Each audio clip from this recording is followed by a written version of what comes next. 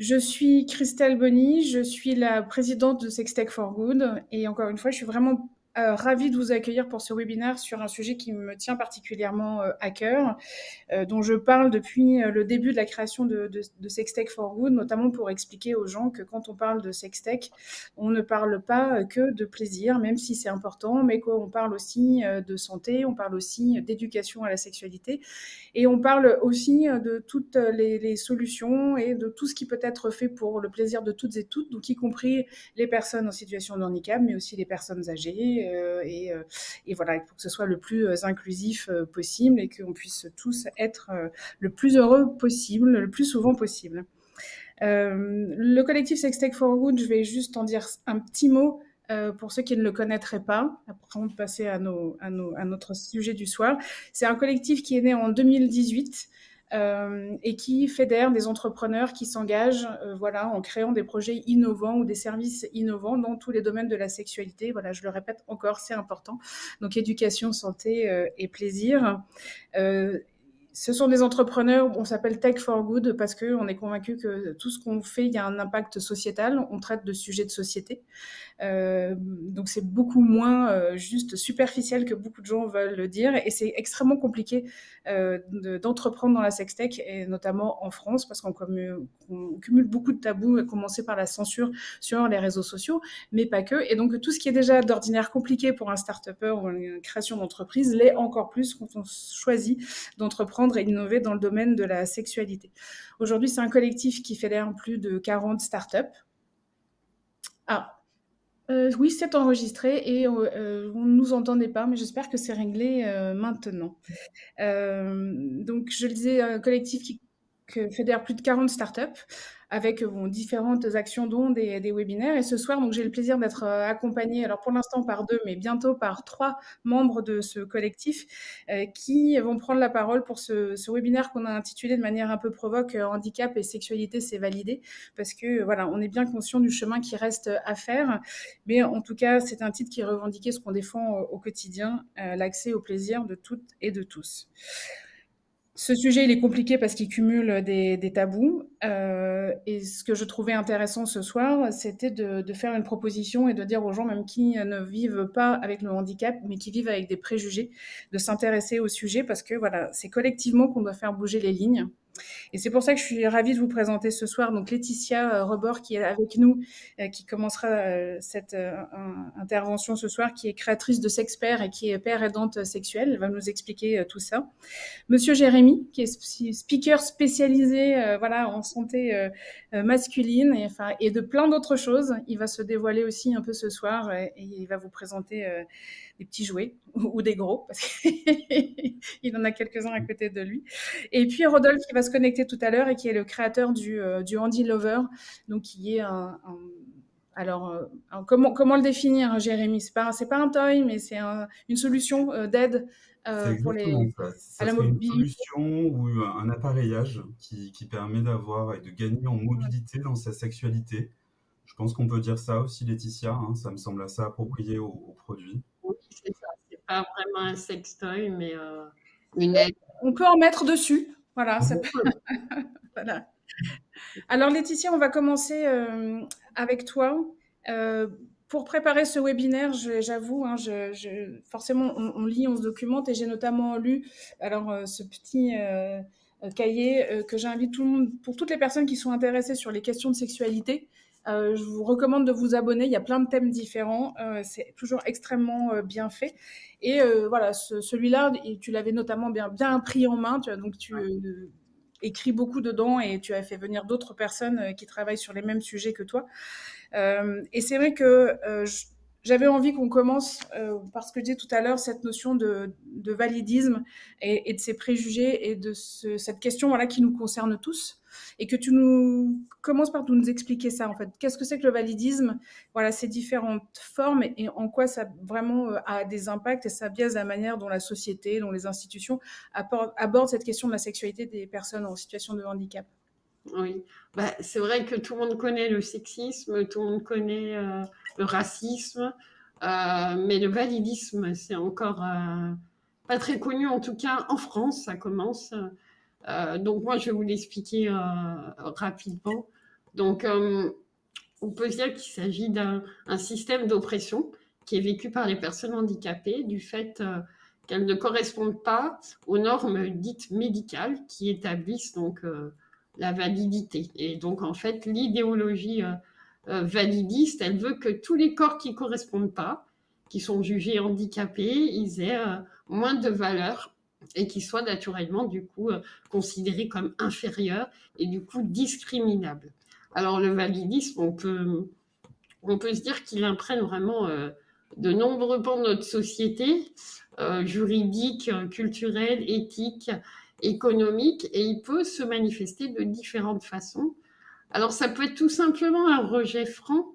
Alors, le rejet franc, c'est les insultes, les maltraitances, la silenciation, la stigmatisation, mais il peut aussi se cacher très souvent, d'ailleurs, je dirais, sous des allures de validisme bienveillant. Et donc, ce validisme bienveillant, c'est d'ailleurs cette pitié, l'aide non sollicitée, les actions de charité de type Téléthon, par exemple. Et il y a plein de formes particulières de validisme. Donc, il peut y avoir la psychophobie, l'audisme, la grossophobie ou encore même l'agisme, qui sont donc toutes concernées par ces questions de validisme. Et je trouve ça très intéressant, et c'est pour ça que je trouve que ce webinaire ce soir, il est vraiment intéressant pour tout le monde, parce que elle interroge cette norme du corps désirable, du corps désiré, en fait, et du corps érotisé, enfin voilà, de tout ce qu'on a à déconstruire, quel que soit ce qu'on vit ou qui on est, parce que, enfin, on en a tous des barrières et des préjugés comme ça. En fait, on est tous dans des schémas assez normatifs. Oui, c'est sûr. La norme, de toute façon, ça reste assez prégnant. Et en tout cas, les personnes en situation de handicap, si on revient à notre sujet quand même de la sexualité, il faut savoir qu'on a cette image soit d'ange, d'enfants, d'êtres vulnérables, qui sont incapables de prendre des décisions ou même des risques. Et l'autre symbolique qu'on peut avoir autour du handicap et qui participe à tous ces préjugés aussi, c'est celle au contraire de la personne monstre qui est répugnante, qui est déformée et qui peut être donc à l'inverse total des symboles de séduction. Et donc, ce sont des représentations qui, même si ça peut paraître gros, elles sont encore extrêmement présentes dans notre imaginaire et notre inconscient collectif, qui fait que ça reste un frein inévitable à la possibilité d'imaginer une quelconque sexualité pour les personnes en situation de handicap. Ouais. Et je l'ai vérifié parce qu'en préparant le webinaire et en abordant le sujet, et de poser la question à plusieurs personnes, mais est-ce que vous êtes déjà projeté ou imaginé, voilà, tomber amoureuse de quelqu'un qui aurait un handicap ou qui serait, tu parlais des corps hors normes, donc plus vieux ou plus gros, parce que c'est comme ça les schémas. Et c'est vrai que je me suis rendu compte, c'est pas une question que les gens se posent, mais la réponse est compliquée à venir, parce que c'est vraiment hors de leur zone de confort. Pas dans le genre. C'est carrément quelque chose, à mon avis, que personne, en fait, au fond, a envie de se poser comme question. Enfin, moi, c'est comme ça que je l'entends, mais ça vient de toutes ces représentations et du fait aussi que la France, elle est quand même numéro 1 en termes d'institutionnalisation. Donc, les personnes handicapées, il vaut mieux qu'elles soient dans un coin, il faut mieux qu'elles soient pas trop mélangées. Et du coup, dans la sexualité aussi, on fait face à ce validisme. Et c'est d'où l'importance, depuis qu'on a créé Sextech for Good, de porter ces messages-là, parce qu'on disait que ce soit sur les corps vieillissants, les corps handicapés ou les corps cassés, ça peut tous nous arriver, et notamment le vieillissement, si tout se passe bien pour nous, c'est une suite logique dans la vie. Et ça ne veut pas dire que tout s'arrête, alors qu'on a eu il y a quelques mois une étude intéressante des petits frères des pauvres qui montrait que voilà, 52% vraiment, c'était des seniors, c'était au-delà de 80 ans, étaient satisfaits de leur vie sexuelle, alors qui n'est certainement pas celle qu'on a à 20 ans, mais qui avait l'air quand même très épanouissante. Je suis pas sûre qu'il y ait 52% des couples qui soient épanouis à la quarantaine. Et je crois que c'est bien de changer de prisme aussi et de vue vu, et Sex Tech for Good est là aussi pour ça. Et voilà, encore une fois, ça rejoint le sujet du soir, mais de sortir de ces normes-là.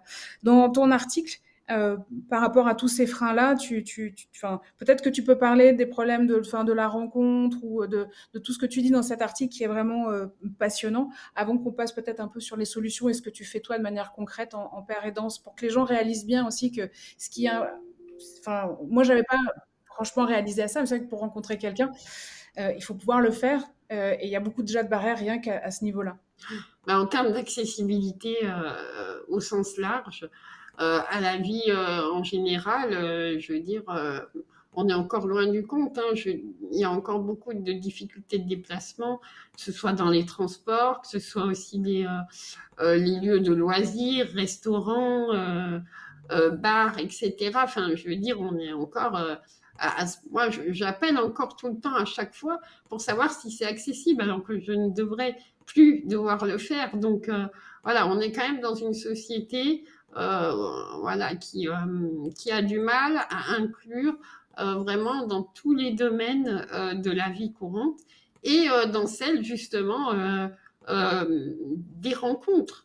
Donc pour avoir une sexualité, il faut avoir la possibilité de rencontrer l'autre. Et pour aller rencontrer l'autre, il faut pouvoir le faire. Et c'est là où on pêche encore en France. Il y a ça, et il y a aussi, est-ce que tu peux dire aussi un mot des institutions? Oui, bien sûr. Alors, il faut savoir que la France, elle fait partie donc, des pays qui institutionnalisent le plus. Macron est celui qui est très content d'ouvrir toujours plus d'institutions. Et il faut savoir que l'ONU a reconnu qu'il fallait désinstitutionnaliser, permettre aux personnes handicapées de vivre dans la cité avec des services de proximité plutôt que d'ouvrir des institutions. Alors moi, j'ai envie juste de vous faire imaginer rapidement cette réalité qui est limitante, voire même impossible et qui est inhérente à la vie en institution en termes de sexualité. Imaginez que vous devez vivre toujours au même endroit, demander l'autorisation quand vous avez envie de partager un moment avec quelqu'un, devoir réserver une chambre qu'on dit d'intimité, ça existe dans les institutions, remplir une fiche, ou même devoir informer donc tant de personnes pour connaître ne serait-ce qu'un seul petit moment de sexualité. Et puis imaginez-vous aussi toujours être en permanence dans le même cercle, être limité dans toutes vos rencontres par le seul fait que vous soyez en établissement. Donc évidemment, tout cela, ce sont des freins d'accès à une sexualité. Et pour moi, tant que l'on reste dans ce système institutionnel, il y aura toujours très peu d'actions concrètes. On n'ouvrira pas le champ des possibles ailleurs, donc à l'intérieur de ces établissements qui sont, de par leur nature, extrêmement fermés aux rencontres. On va quand même essayer d'avoir une note positive et tu vas parler des solutions parce que c'est aussi ça ta bataille et de ton quotidien maintenant, de ton métier que tu as choisi aussi, voilà, d'embrasser sur cette question-là. Donc, on n'a pas le temps de tout passer en revue parce que dans cet article-là, oui, alors on m'a demandé de redonner le nom. Donc, c'est Sexualité humaine. Donc, vous pouvez commander ce numéro-là sur le site et vous pouvez aussi vous abonner. Donc, Sexualité humaine et les éditions, c'est, je ne sais pas. Mais vous tapez Sexualité humaine au pluriel et vous allez le trouver. Donc, tu parles dans cet article de l'information, de l'éducation nécessaire à l'autodétermination. Tu parles aussi des groupes de parole, du coaching et de la paire et danse. Est-ce que tu peux nous parler un petit peu de tout ça qui est ton métier? En fait, la paire et danse, qu'est-ce que c'est? C'est tout simplement une dynamique d'intervention qui est fondée vraiment sur cette ressemblance qu'il peut y avoir entre la personne qui va apporter son rôle d'intervenant et la personne qui en bénéficie. Et en fait, donc, c'est tout ce qui est expérience commune, les parcours de vie, les maladies, les handicaps. Et moi, donc, en fait, quand je travaille, j'affiche évidemment mon parcours. Mais c'est cette proximité entre le père et la communauté qui est importante. Et moi, voilà, moi j'ai décidé en santé sexuelle, parce que de la péridance, il y en a beaucoup dans différents domaines, mais en santé sexuelle, il y en a très peu. Et moi, comme j'ai eu aussi des difficultés pour accéder à une vie affective et sexuelle, et que maintenant j'y suis parvenue, j'ai décidé de pouvoir mettre au service des autres. Et c'est pour ça que je fais donc du coaching. Entre autres, alors le coaching, moi, c'est plus le côté individuel, évidemment, mais j'organise aussi des groupes d'expression, des groupes de parole, voilà, qui vont permettre d'aborder tous ces sujets et de sortir de cette fameuse tendance à ce que les autres parlent pour les personnes handicapées, mais que ce soit vraiment un lieu où on peut trouver des solutions ensemble. Voilà, donc ça, c'est plus collectif. Voilà. Oui, j'imagine que c'est comme déjà dans le principe de la thérapie, c'est que déjà de pouvoir parler est déjà énorme, parce que j'imagine que déjà parler de sexualité, c'est compliqué. Là, peut-être on cumule les freins parce qu'on peut-être on personne à qui parler, ou les institutions ne le permettent pas. Donc je pense que c'est une première étape hyper importante. Oui, ah bah, évidemment que libérer la parole, c'est libérer la pensée. Donc pour moi, c'est vraiment quelque chose qui est vraiment très important. Et surtout, moi, je m'aperçois avec ma pratique qu'il y a plein de personnes qui n'ont pas cet espace pour en parler, ou alors on va leur dire que c'est pas le moment, ou alors, vous savez, quand on est une personne handicapée, ça va être oh, mais tu as d'autres choses à penser que la sexualité. Ça, on l'entend souvent. Ouais. Donc, ouais, c'est important d'en parler. Tu parles aussi dans cet article des solutions qui peuvent être humaines et techniques. Est-ce que tu peux en dire deux mots? Alors, technique, je laisserai le soin après, voilà. Humaine, voilà, moi j'insiste vraiment sur cette enfin, sur tout ce que je fais sur la pérédance, sur le fait qu'il faut s'autodéterminer et autodéterminer aussi les personnes en situation de handicap, les sortir de la dévalorisation qui est quand même très prégnante quand on a un handicap, arriver à trouver de l'estime de soi. Donc, ça, c'est sûr que ça, c'est enfin, ça fait partie des aides dites humaines, entre autres. Après, on peut, si tu veux parler un petit peu d'assistance sexuelle. Mais juste avant, parce que je pensais à ça, je l'avais perdu dans le fil, il y avait ce terme que je trouvais très fort, c'était la citoyenneté sexuelle. De permettre tout ça, c'était dans l'article finalement, d'acquérir ça, en fait, ce statut-là. Déjà de pouvoir exister en tant qu'être sexué, c'est sûr, et être reconnu comme personne qui peut être désirante et désirée et désirable, c'est déjà, oui, c'est ça la citoyenneté sexuelle. Ouais. Et on est sur des sujets où, comme on peut le voir déjà sur, par exemple, la question de l'éducation sexuelle, il y a un cadre légal depuis 20 ans. Hein, il y a des heures programmées qui sont prévues au programme pour les collégiens et les lycéens. On voit que 17% seulement ont la totalité des cours. Sur la vieillesse, c'est pareil pour l'accès au plaisir. Il y a des choses qui sont prévues dans la loi. Par contre, il se passe pas grand-chose, en fait, c'est écrit, c'est là, et les bonnes intentions sont là, mais il n'y a pas grand-chose de fait. Qu'est-ce qui manque, à ton avis, pour que on mette en conformité, finalement, ce que le législateur a prévu et a reconnu comme un droit, pour que ça devienne une réalité? Il faut déjà trouver des personnes formées qui viennent voilà, faire cette éducation à la sexualité.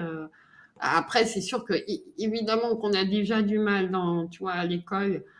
Donc, par exemple, en institution, c'est encore pire. Donc, on a des personnes qui se retrouvent parfois sans avoir jamais entendu parler de la moindre éducation à la sexualité. Et ça peut être extrêmement dangereux pour elles-mêmes parce que, enfin, plus on sait, plus on peut se protéger contre les fameuses vulnérabilités. Donc, évidemment que l'éducation, elle est encore trop, enfin, trop peu dispensé. Ouais. Parce qu'on le rappelle, le fait qu'il n'y ait pas non plus d'éducation et qu'on ne donne pas les moyens de se protéger à un certain nombre de personnes, fait que dans les institutions, il y a beaucoup de violences sexuelles et d'agressions qui sont aussi liées des fois à ce manque d'informations vraiment sur les codes, sur le respect, le consentement. Enfin, c'est des sujets qui ne sont pas du tout abordés jamais, quoi. Ouais, très peu en tout cas. Ou alors ça commence tout juste. Et puis après, vous savez, il y a le problème, c'est que quand on n'en a jamais parlé et que d'un seul coup ça arrive sur le tapis, il y a tellement de frustration et justement comment dire, de souffrance que parfois ça sort de façon inappropriée aussi. Et c'est aussi pour cela que c'est important de faire de l'éducation à la sexualité, même depuis très longtemps, j'ai envie de dire même depuis l'enfance. Bien sûr. Ouais.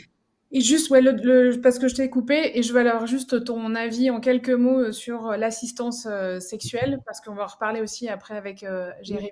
Mais voilà. Alors, l'assistance sexuelle, pour moi, ça doit rester un moyen, un outil. Moi, je l'appelle souvent voilà, un outil, une solution, une liberté, en fait, qu'on peut avoir recours ou pas. Moi, ce que j'aime pas trop, c'est juste souvent le côté systématique de cette assistance sexuelle. Je trouve que dès qu'il y a un problème, on va se dire ah mais il y a l'assistance sexuelle.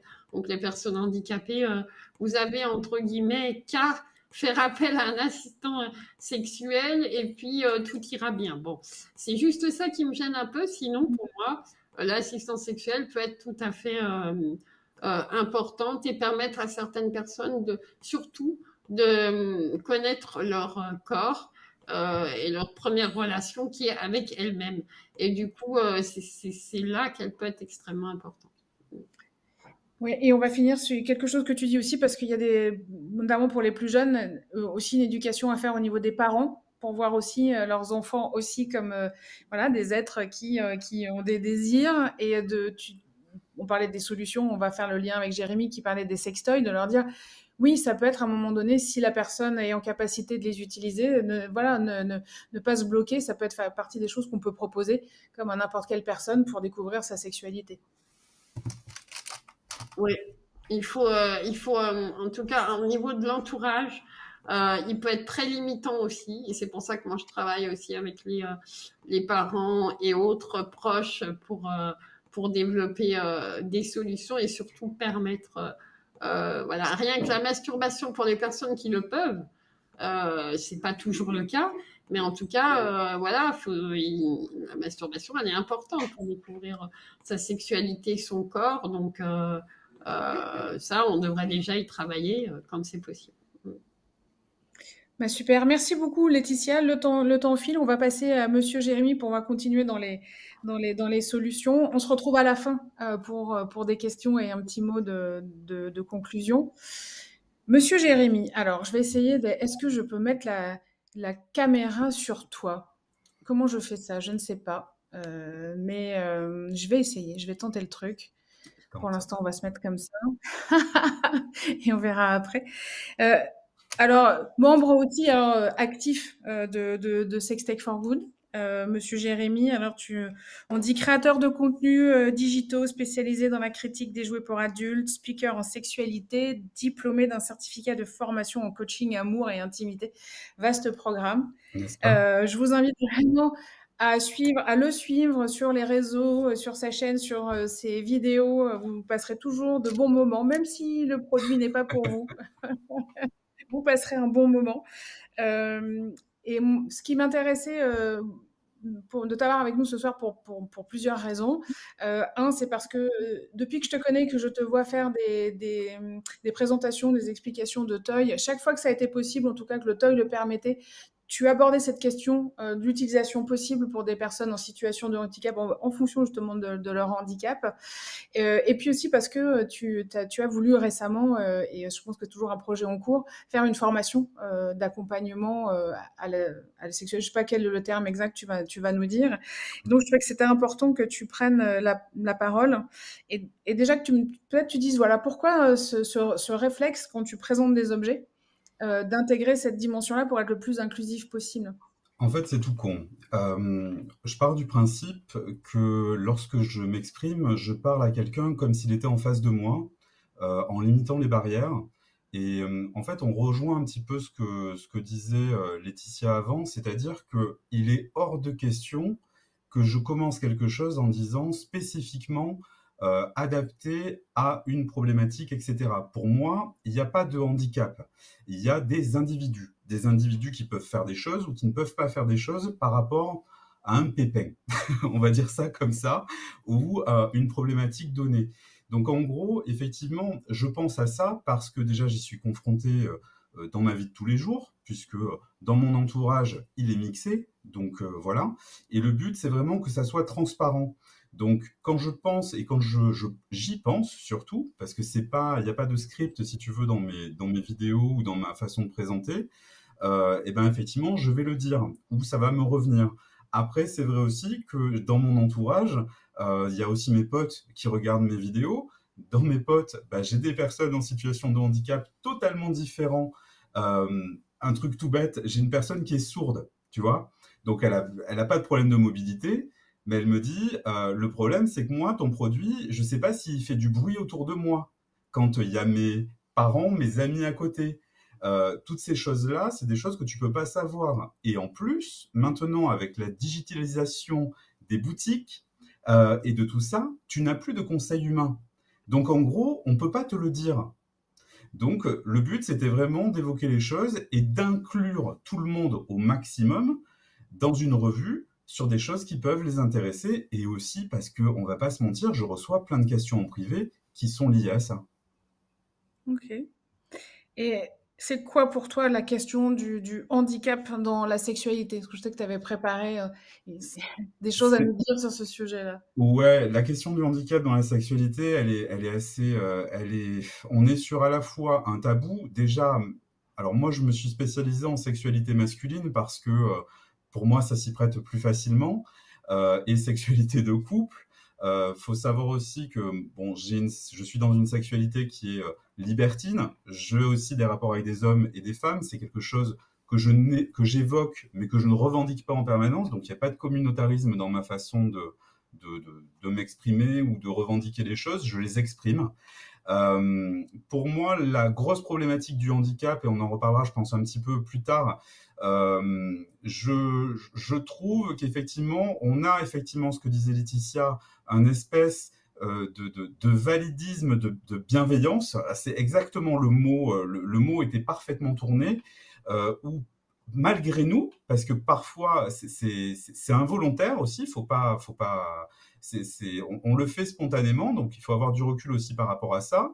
On a aussi cette notion d'infantilisation de la personne en permanence, malgré nous aussi, par rapport à des postures, par rapport à des mots, par rapport à de l'accompagnement qui peut être fait. Et moi, je trouve ça un peu dommage. Après, c'est dur de changer les habitudes, c'est dur de changer la façon de penser, mais une fois qu'on est informé et une fois qu'on y est confronté, on est surtout sur un problème d'ignorance. C'est-à-dire que les trois quarts des gens qui font ça n'y sont pas confrontés en permanence.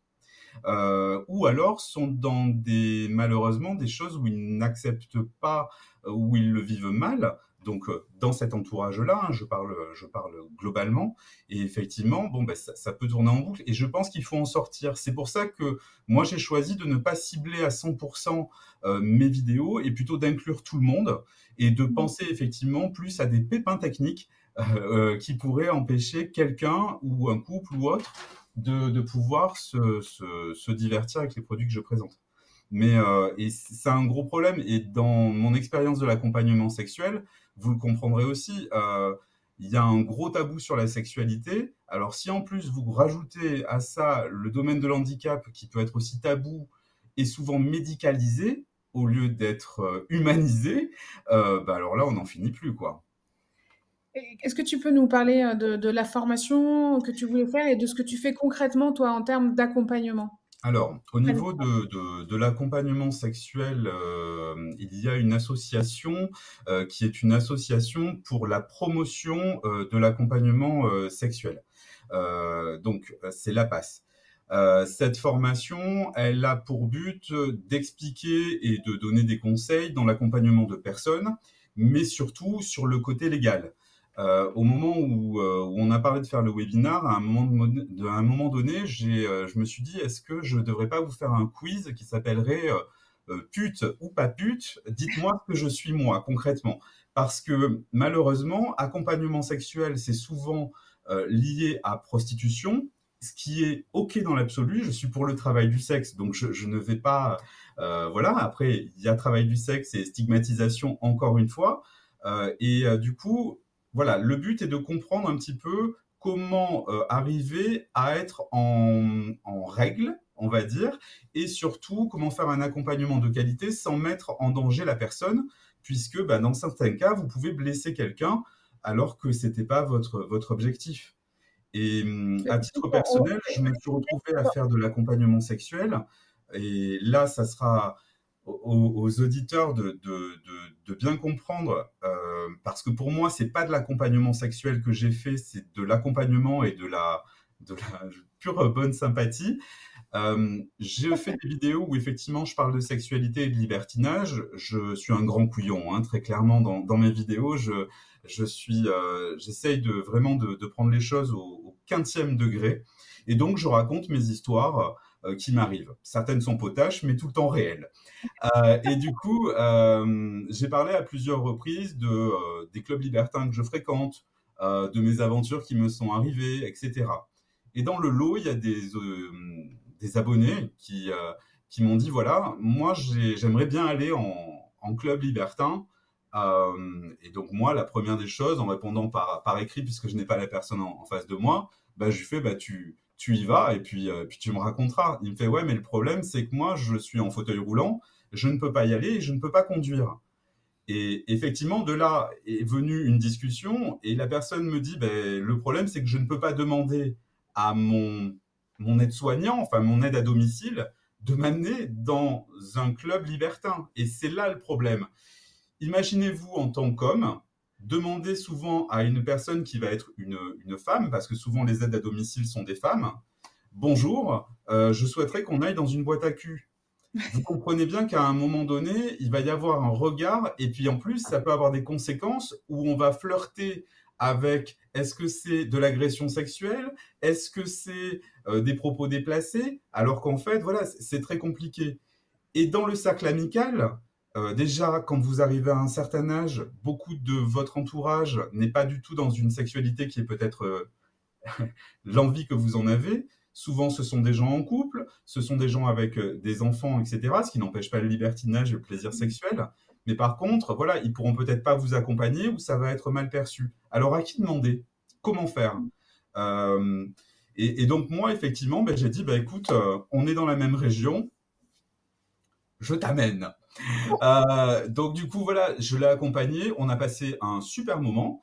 Effectivement, comme l'a dit Laetitia, le problème c'est que j'ai passé au moins, je sais pas combien d'heures à me renseigner, à savoir ce que j'allais pouvoir faire, parce que le problème c'est que, alors il est mobile, c'est-à-dire qu'il peut se déplacer. Le problème c'est qu'il a fallu que je check tout l'établissement avant pour repérer qu'il n'y avait pas de margelle, savoir également si à un moment donné je pouvais le poser à un endroit sans forcément non plus qu'on voit trop sa problématique, donc notamment pour les lap dance. Donc les lap dance, c'est là où il y a des personnes qui dansent. Bon, enfin bref, c'est toujours sympa à regarder.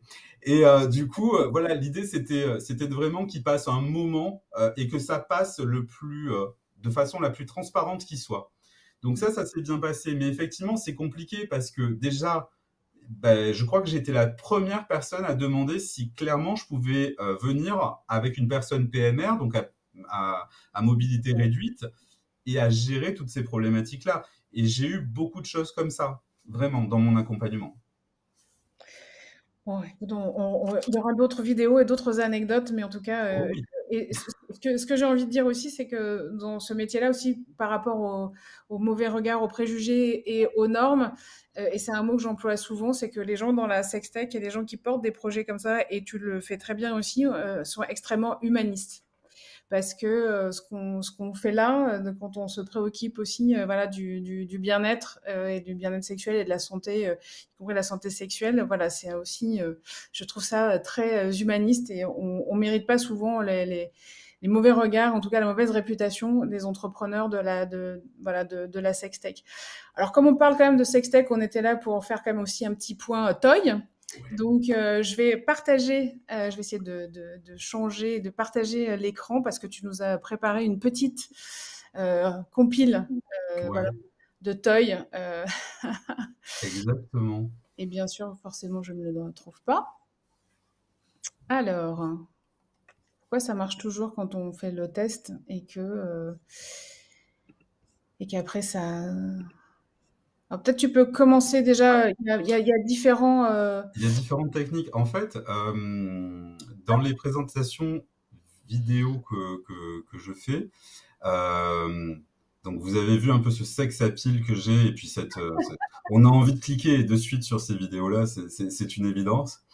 En gros, on va parler par exemple justement de l'importance de la masturbation. L'accompagnement sexuel aussi, c'est pas forcément uniquement de la pénétration. Les trois quarts, par exemple, j'ai fait plusieurs accompagnements dans ma vie jusqu'à présent. Il faut savoir que j'ai accompagné des personnes qui sont hétérosexuelles. Ce n'étaient pas des gens qui fantasmaient sur moi ou quoi que ce soit, mais qui avaient des problèmes de mobilité. Et effectivement, donc, par exemple, là, on a des produits qui peuvent être adaptés à des personnes qui ont des problèmes de mobilité, donc notamment pour serrer, ou dans l'avancée dans l'âge, par exemple, d'arthrite, qui ne peuvent plus forcément pincer. Donc vous avez des modèles automatisés pour la masturbation. Certains peuvent être connectés. C'est là aussi où l'accompagnateur sexuel peut avoir son rôle à distance, parce que c'est pas facile de demander à ses potes de faire monter et descendre quand on sait ce qu'il y a derrière. Donc là, vous avez deux, trois modèles qui sont assez intéressants. Vous avez le Kirou Launch, qui est un produit de masturbation qui peut être connecté à distance ou à des films. Vous avez le Handy. Alors le Handy est un de mes sextoys préférés, vraiment qui est super. C'est un produit qui est très facile à manipuler et sur lequel on peut adapter n'importe quel sextoy parce que sur les sextoys dits masculins, on a souvent un problème par rapport à l'ergonomie. Et il faut savoir un truc, quand vous êtes dans un fauteuil ou dans une position, par exemple, comme je suis actuellement, vous n'avez pas forcément le pénis, très clairement, en accès facile. C'est-à-dire que vous êtes recroquevillé sur vous. Donc, ce n'est pas facile d'utiliser un sextoy. Il y a également d'autres modèles qui sont plus connus, qui ont été tournés souvent côté potache. C'est le Autoblow, donc c'est une espèce de bouche. Et là où c'est intéressant, alors c'est pas mon produit préféré, mais il ouvre la porte à des solutions sextech qui sont assez intéressantes, puisque ce sextoy est vocal. C'est-à-dire que ce sextoy, vous allez lui dire vocalement ce que vous voulez qu'il fasse. Start, arrêt, plus fort, etc. Et ça, c'est pas mal, effectivement, quand on ne peut pas appuyer. Ou par exemple, quand on a un problème où on ne peut pas voir les boutons ou quand les choses sont tactiles. Donc là, au moins, c'est vocal. Et après, vous avez aussi des budgets plus serrés qui sont les sextoys chinois, où là, effectivement, il y a beaucoup de choses qui existent, mais effectivement à des tarifs plus bas. Donc au moins, il y a un panel pour tout. Alors, on continue. Après, il y a la notion de vibration. Alors la vibration, elle est assez intéressante pour deux choses. L'avantage de ce type d'objet, c'est que ce sont des objets qu'on va poser ou insérer. Alors, Lovens, c'est pareil, c'est une marque qui permet d'avoir des accès à distance avec des films, des partenaires à distance ou une application mobile. Qui dit application mobile dit pour certains geeks la possibilité aussi de contrôler vocalement certaines actions, donc ça c'est pas mal. Dans une vidéo pour le Lelo Hugo, c'est ce petit objet turquoise là qui est assez joli. C'est un stimulateur prostatique. Ça peut être aussi un plug anal, hein, là-dessus il n'y a pas de problème. Pourquoi je le trouvais intéressant? En fait, il faut savoir que la télécommande, l'espèce de bijou qu'on voit à gauche, a une fonction gyroscopique, c'est-à-dire que vous posez la télécommande sur votre main et vous inclinez légèrement la main, et c'est ça qui va augmenter la puissance. Donc, sous-entendu, si vous ne pouvez pas appuyer, c'est pas grave, vous allez incliner légèrement, et c'est ça qui fait un jeu. Le Hot Octopus, en haut à droite, Ça, c'est très intéressant. C'est une bague qu'on va poser sur le pénis. Donc, encore une fois, quelqu'un qui a peut-être une certaine mobilité, mais pas complète, va pouvoir positionner ça et vivre une stimulation qui peut même amener jusqu'à l'orgasme et la jouissance. Et dessous, on a un produit qui est super intéressant, quelle que soit la sexualité, et notamment aussi pour l'avancée dans l'âge, c'est ce qu'on disait en début. C'est un modèle, en fait, qui permet de stimuler les deux corps, le corps féminin et ou masculin, qui se pose sur le pénis, parce que la sexualité, ce n'est pas que de la pénétration, ça peut être de la caresse, du humping, ça peut être plein de choses. Et ça se colle entre les deux corps. Juste lors d'un câlin, ça peut être très très intéressant, vraiment.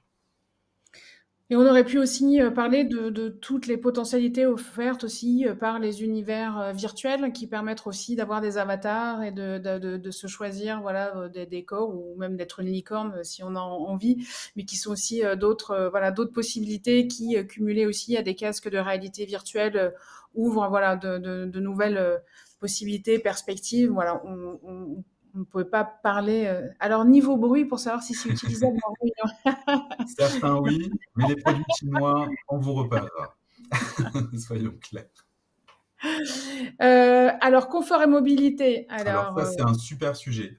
Et d'ailleurs, ça reprendra la suite avec Rodolphe derrière. Alors, je vais commencer par le produit de Rodolphe parce que c'est un produit que j'ai testé. Donc, c'est-à-dire, alors, ce qu'il faut savoir, c'est que bon, ça ne se voit pas. Et pour ceux qui ne me connaissent pas, je suis considéré, je déteste ce mot, comme une personne valide. Mais voilà, donc moi, c'est un produit que j'ai pu utiliser. Alors, c'est une plateforme, en fait, sur laquelle on va s'installer ou installer son ou sa partenaire. Et en fait, il faut savoir que c'est une plateforme qui va bouger et vous permettre de retrouver une mobilité. Donc, en gros, au lieu de vous casser le dos si vous êtes dans une avancée dans l'âge, eh ben en fait, vous avez une fluidité du mouvement qui est super. Et si vous êtes en duo, en solo, quelle que soit la chose, c'est un produit que vous allez pouvoir utiliser. En gros, par rapport au produit qu'on voit dessous, qui s'appelle une fuck machine ou une love arc, au lieu de subir le mouvement, vous le créez vous-même. Sous-entendu, vous n'êtes pas heurté puisque c'est vous qui contrôlez les choses. Et je trouvais que c'était un produit assez intéressant et en plus il est assez évolutif puisque suivant vos envies, vous pouvez adapter tout un tas d'accessoires qui se mettent dessus pour justement vos envies, votre fantasme, etc. ou votre situation de couple, tout simplement. Donc ça, c'est un très bon produit. Il existe un modèle on ne peut pas considérer comme concurrent, qui se trouve tout en bas, qui s'appelle alors je sais jamais, Intimate Rider, pardon. L'Intimate Rider, pour moi, c'est une chaise de pêche qui est montée sur bascule. Je suis désolé pour la comparaison, mais c'est la seule qui me vient, quoi. Et d'ailleurs, le lit qui est en face, c'est souvent un lit de camp. Alors, ce truc, que les choses soient claires, c'est très bien aussi, mais on a une problématique, c'est que c'est du sexe pour le pénétrant qui est assis.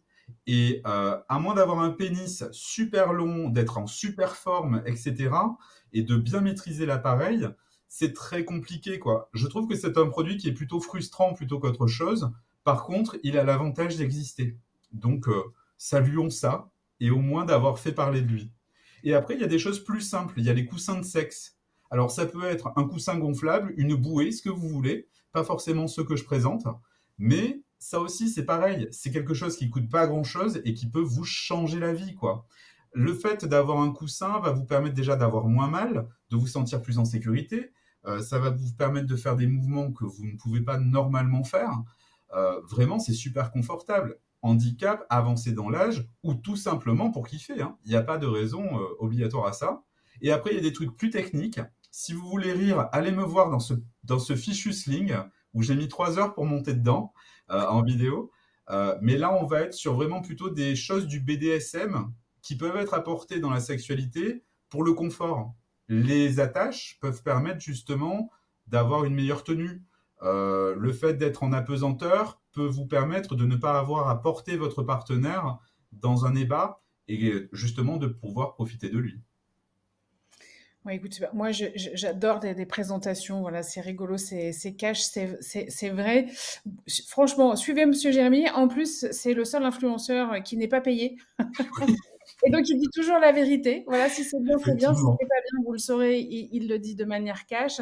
Et si on avait fait un peu plus de prospective aussi sur ces parties-là, on aurait pu aussi parler éventuellement, par exemple, des exosquelettes ou des choses comme ça qui vont, voilà, et du corps augmenté, parce que ça existe aussi, y compris, voilà, des pénis. On va pas rentrer dans les détails, mais aussi pour faire des expériences de changement de genre. Voilà, et qui peuvent ouvrir plein de possibilités. Mais on n'avait pas trop le temps de tout dire ce soir. On refera des webinaires. Et on va profiter, voilà, Merci beaucoup, Monsieur Jérémy, merci pour tout ça. Et comme on a parlé du Andy Lover et qu'on a la chance d'avoir le créateur parmi les membres de Sextech for Good, c'était normal qu'on lui laisse la parole. Alors, on a déjà un peu parlé de son produit. Ce que je trouvais aussi intéressant, c'est qu'on se connaît et on se croise depuis longtemps, Rodolphe, sur de Bien nombreux sûr. salons. Bonsoir à tous.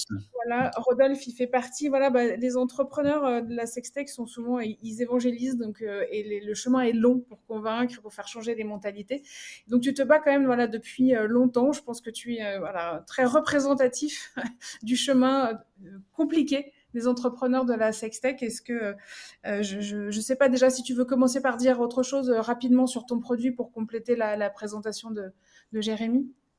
Bah, pour compléter, alors merci Jérémy pour ton approche, parce que Jérémy, effectivement, avait pu faire une démonstration et du montage. Enfin, c'était une approche très, très pertinente. Alors, il a beaucoup évolué depuis, parce que là, ça remonte à quelques années. Et donc, en fait, il y a aujourd'hui toute une batterie d'accessoires qui peuvent permettre de personnaliser, en fait, l'assise, qui va être solo ou duo, en fonction des besoins. Et donc, c'est vraiment véritablement un outil pour la mobilité intime. Donc, qu'on soit seul ou en couple. Donc, solo et puis en couple, bah, ça va être toute orientation et pratique sexuelle. C'est ce qui a d'ailleurs intéressé les sexologues et puis la chaire UNESCO Santé sexuelle et droits humains, puisque nous nous étions rencontrés en 2016 et vous voyez, de nombreuses années après, en 2022, la démarche, parce qu'il n'y a pas de labellisation d'un produit via la chaire UNESCO, c'est une démarche. Le label a été attribué là au mois de mai 2022. Donc ce qui est intéressant, c'est de ce respect aussi de la personne, l'empathie, l'écoute, ce qui est très très important. J'apporte une solution sur le plan technique qui couvre, on va dire, peut-être 60% d'un besoin, mais il y a les 40% autres, c'est effectivement l'écoute du projet de vie intime des personnes. Et ça, c'est très difficile, justement, de pouvoir le détecter, de le mettre en œuvre. Et Laetitia, effectivement, est pointue là-dessus. J'interviens, moi, dans les écoles d'ergothérapie, et où là, les étudiants, c'est pareil, rien n'est fait, il y a tout à faire. Ces écoutes-là, les personnes devraient pouvoir faire confiance au monde médical, au monde paramédical, et on voit bien que c'est un gros souci pour les personnes en situation de handicap. Alors il y a un problème éthique. Bon, le problème éthique, a priori, on peut imaginer que c'est quelque chose qui va se lever avec la circulaire là, du 5 juillet 2021, suite à la violence faite aux femmes, avec le Grenelle, la violence faite aux femmes, avec les entités Intimagir régionales, et puis le fait que dans chaque établissement médico-social, normalement, il devrait y avoir un référent de santé sexuelle. Alors, selon l'OMS, ça va être la santé physique, morale, physique, enfin tout ce qui va, le sociétal aussi. Et là, effectivement, on voit bien que toutes les rencontres que j'ai pu faire, ça rejoint le discours de Laetitia, c'est que les personnes handicapées ont autre chose à penser. Alors moi, j'avais attaqué mon projet il y a quelques années, il y a longtemps d'ailleurs, devant une assistance en disant, reprenant les paroles, c'est que les personnes en situation de handicap ne sont pas des anges. Alors là, les gens avaient reculé et disent, qu'est-ce qu'ils nous racontent? Et en fait, depuis, marche par marche, puisqu'on parle de difficultés, effectivement, c'est quelque chose de très très long. Qui dépend de la levée du double tabou handicap et sexualité. Alors ceux sur le plan international, parce que le Canada est bien avancé, Nord-Europe, oui, mais encore, il y a encore beaucoup de choses à faire. Et ce qu'il me plaît à voir aujourd'hui, c'est que la jeune génération est beaucoup plus ouverte sur l'écoute et sur le discours.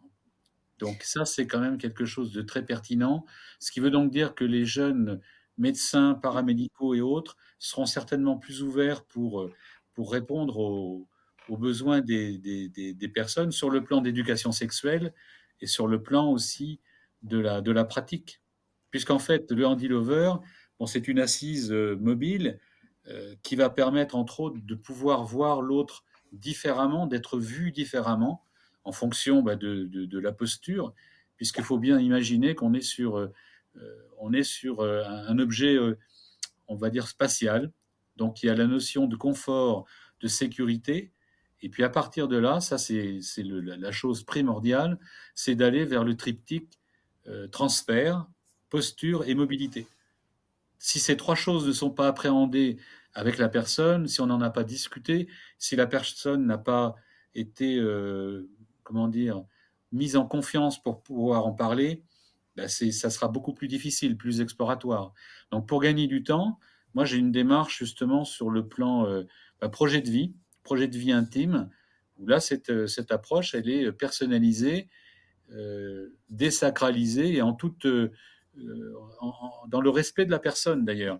Et cette fiche-là, elle permet aussi aux personnes de présenter leur projet de vie pour la prise en charge MDPH, parce que le Handy Lover est pris en charge par les MDPH. Alors vous dire que c'est facile, non, parce que là aussi, la problématique de la sexualité, c'est que tous les examinateurs ou autres, ou une assistance, il suffit qu'il y ait une personne qui soit gênée par la sexualité et le handicap, et l'assistance ça va être compliqué.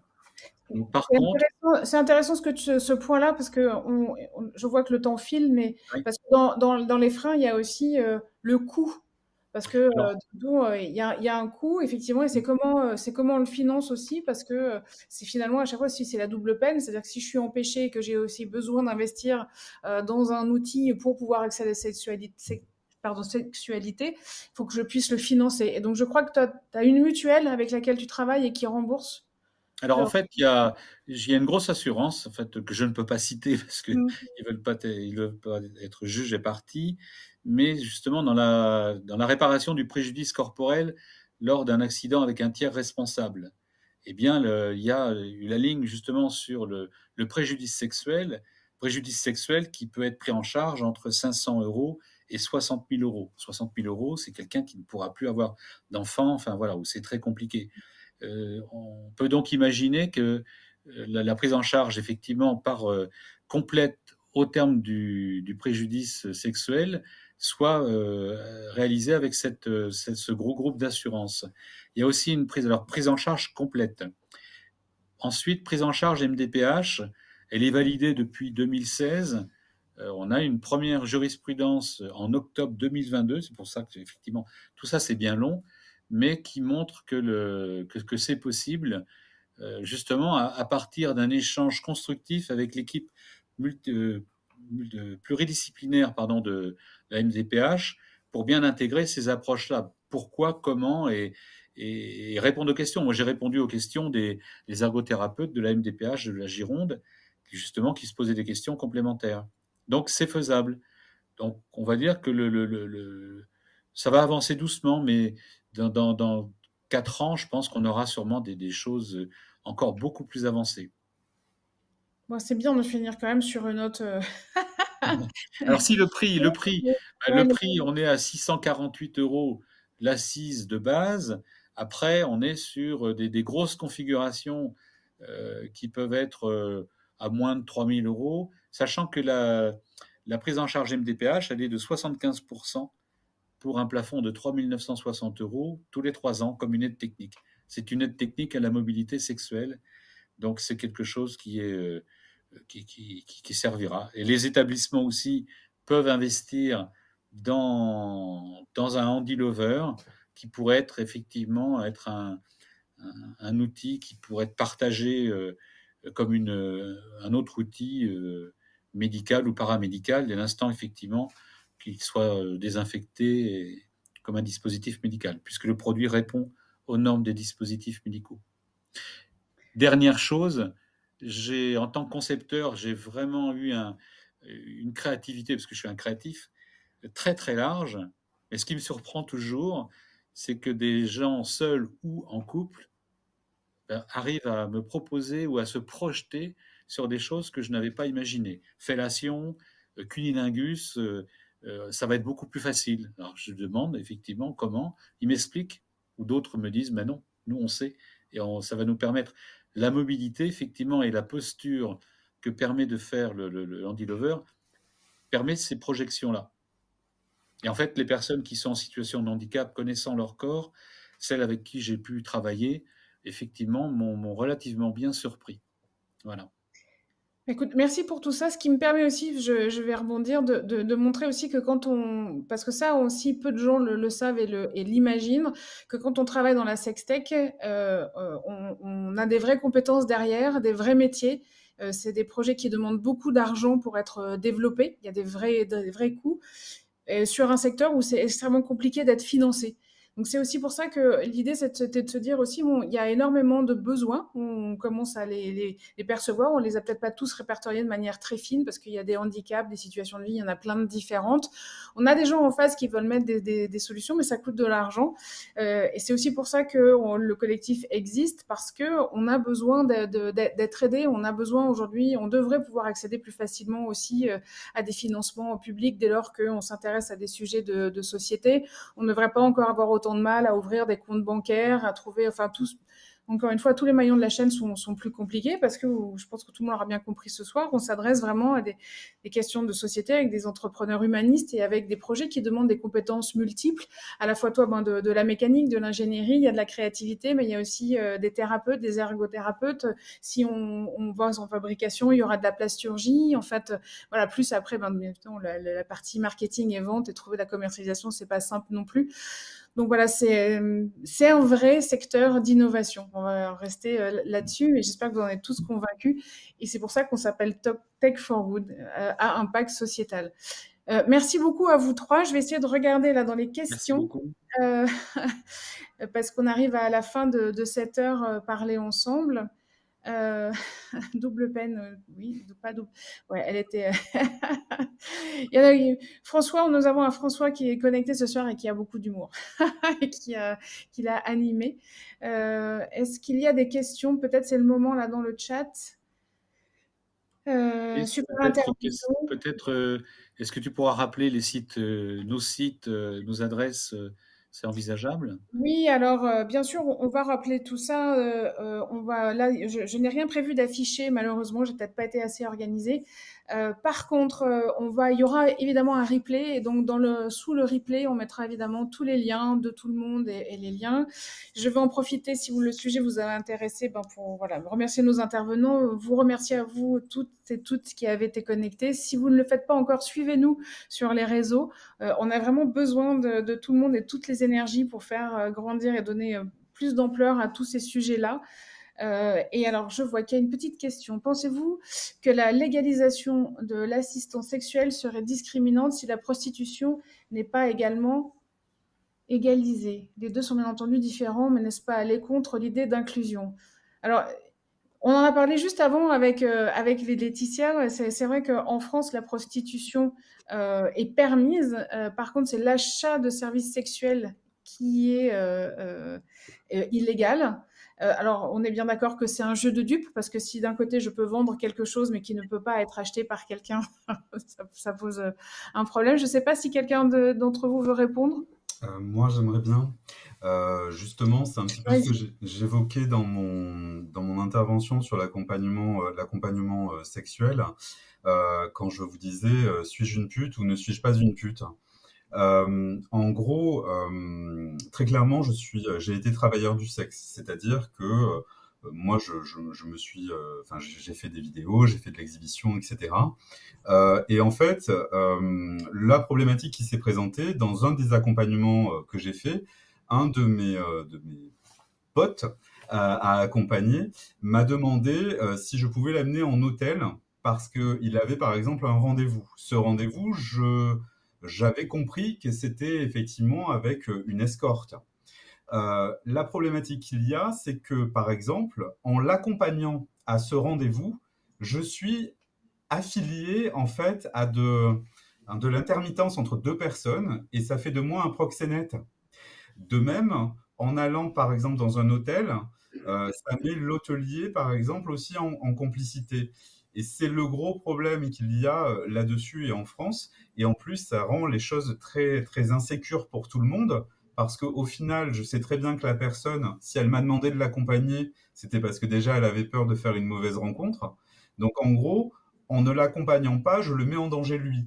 Donc, c'est très compliqué, en fait. Et ces lois sont certainement très bien pensées, encore une fois, par des gens très bien pensants, mais qui n'ont aucune réalité ou qui ont des fantasmes sur la prostitution qui ne sont pas forcément les bons. Oui, et je vais compléter que si on ne veut pas s'attaquer à ça et qu'en même temps on est dans un pays où quand on parle de robotique sexuelle, alors j'en profite pour vous dire que Jérémy, il a une super vidéo avec une poupée bleue extraordinaire, il faut aller voir ça. On a souvent des réactions très anxiogènes en disant ah oui non mais les robots on veut pas en entendre parler non plus parce qu'on a peur d'être remplacé. Du coup bon ok qu'est-ce qu'on fait? Pas toujours la solution mais c'est voilà c'est compliqué. Il y en a une question de Laura aussi, pourquoi selon vous les établissements médico-sociaux freinent-ils l'épanouissement sexuel des personnes en situation de handicap alors que la loi impose des référents, il existe un droit à la santé sexuelle. On est bien d'accord. Peut-être Laetitia? Oui. Alors, il faut savoir que les établissements en soi, c'est pas eux qui freinent, c'est le fait qu'ils existent tout simplement. De toute façon, voilà, à partir du moment où on est dans un établissement, c'est compliqué, voire impossible d'avoir une liberté sexuelle et un épanouissement sexuel. Donc, il y a beaucoup de gens qui travaillent, il y a beaucoup de professionnels qui ont des très bonnes volontés dans ces établissements, notamment pour en parler. Mais voilà, moi j'ai envie de dire, est-ce que c'est suffisant d'en parler? Qu'est-ce qu'on fait après? Qu'est-ce qu'on met en place concrètement pour ne pas faire que donner des idées, comme on dit, et après que ça reste dans la même situation. Donc c'est pour ça que cette fameuse circulaire, elle est bien belle, elle a des très jolis mots, mais en soi, ça ne va pas pouvoir être possible d'avancer, à mon avis, davantage, juste en ayant des référents, si derrière, on ne met pas en place une vraie inclusion dans la société. Alors, justement, je rebondis sur ce que tu dis, Laetitia, et moi, je me positionne sur la formation de l'autonomie sensuelle et de la mobilité sexuelle, puisqu'effectivement, sexo et puis formation sexo ou psycho, faire de l'éducation sexuelle, mais pour que les gens puissent avoir une relation masturbatoire ou relation à deux, il faut effectivement avoir la capacité à une mobilité des membres ou du bassin et autres. Et ça, effectivement, c'est quelque chose à prendre en compte. Et les professionnels aujourd'hui n'ont pas cette approche-là et j'espère que ça sera intégré dans les cursus médicaux.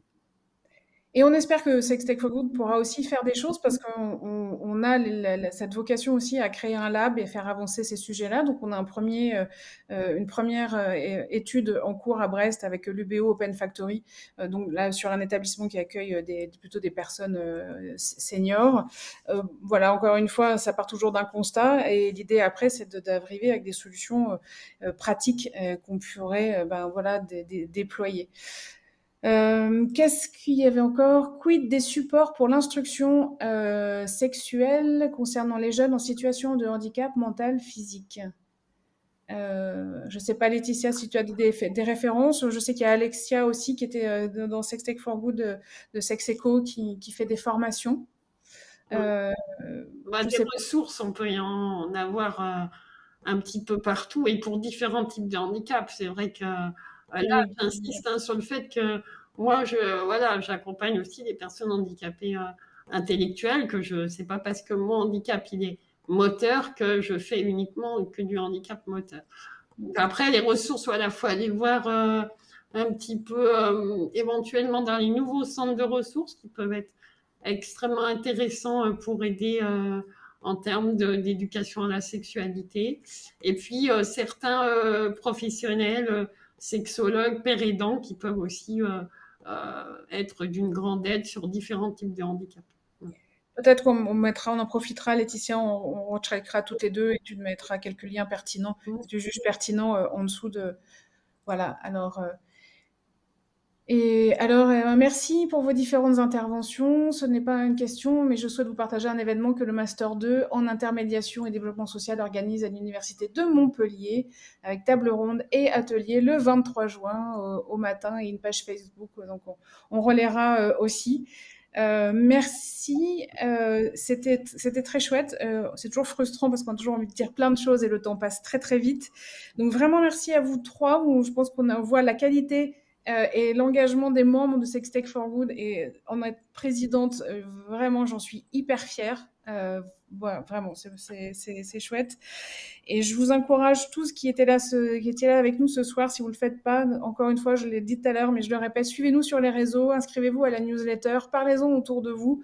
On a besoin que le plus grand nombre possible de gens comprennent que voilà, la sextech, c'est un secteur qui mérite d'être soutenu, dont on doit parler, on doit sortir de ces tabous et on doit envisager la sexualité pour ce qu'elle est, quelque chose de voilà, qui devrait être heureux, qui est naturel et qui devrait pouvoir nous rendre heureux et le plus de monde possible encore.